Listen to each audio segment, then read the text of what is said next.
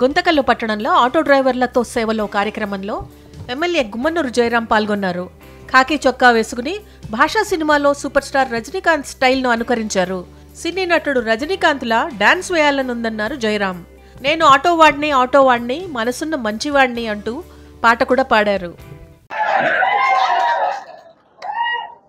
నేను ఆటో వాడిని అందరికన్నా మంచివాడిని, మనసున్న మంచివాడిని అనే పాట వాస్తవంగా అంటే నేను ఇప్పుడు ర్యాలీలో వచ్చేటప్పుడు ఆ పాట ఫస్ట్ నుంచి ఎండింగ్ వరకు పెట్టాలని చెప్పేసి నా కోరిక.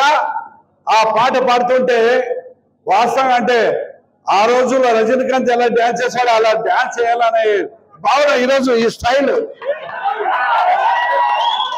ఆటోవాడిని.